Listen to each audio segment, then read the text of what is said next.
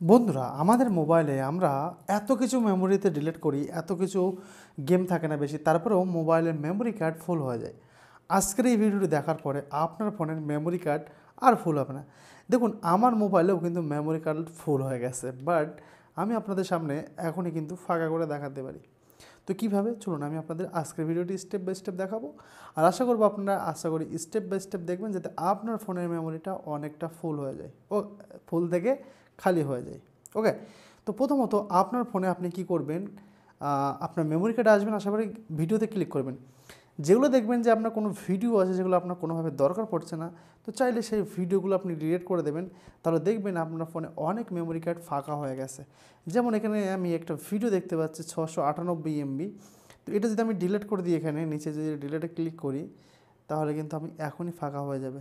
প্রায় 1 GB দেখতে পাচ্ছেন, 42 ছিল, 42-ই রয়েছে। 1 GB ফাঁকা না করতে পারলে কিন্তু এখানে ফাঁকা হবে না। তো এইভাবে আমাকে দেখতে হবে যে আমি কোনো ভিডিও আমার সেটা দরকার আছে কি না।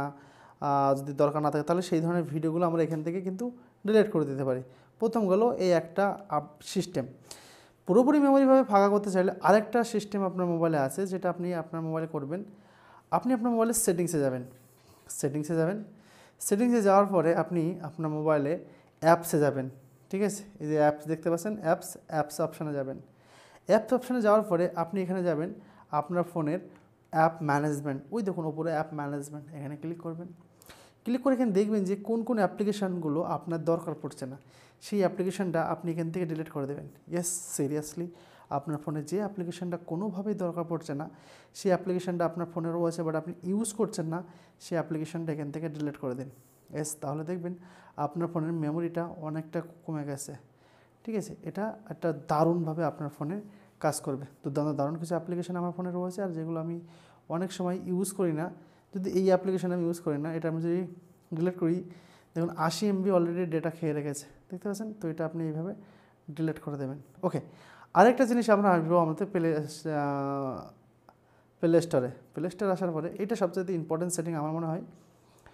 প্লে স্টোরে আসার পরে এখানে আমরা 3 ডটে ক্লিক করব। ক্লিক করার পরে আমরা আসবো এখানে অ্যাপ ম্যানেজমেন্টের অপশান। এখানে ক্লিক করব। ক্লিক করে দেখতে পাচ্ছি যে আমাদের এখানে অনেকগুলো অপশান রয়েছে, বাট এখানে দেখতে পাচ্ছি 223 আমাদের স্টোরেজ অপশান রয়েছে। এখানে আমরা ক্লিক করব।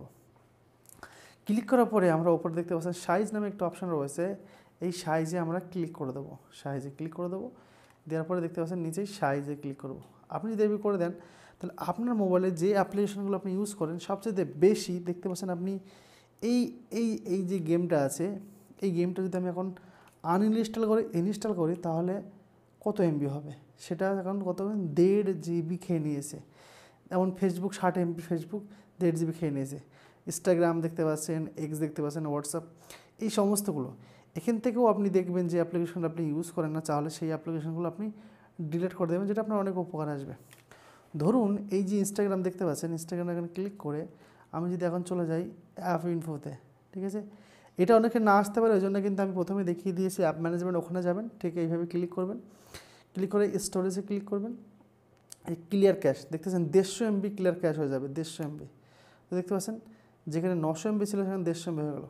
এখন যদি আমি এই যে গেমটা আছে COC, এটা যদি আমি অ্যাপ ইনফোতে ক্লিক করি, এখানে যদি স্টোরেজে ক্লিক করি, তাহলে দেখতে পাচ্ছেন 1 GB ক্লিয়ার হয়ে যাবে, যেখানে 1.47 MB। অ্যাপ মাত্র 514 MB, আর খাচ্ছে কত 1.5 GB। এখানে ইনস্টাগ্রামটা কত MB ছিল দেখে নিতে আমরা।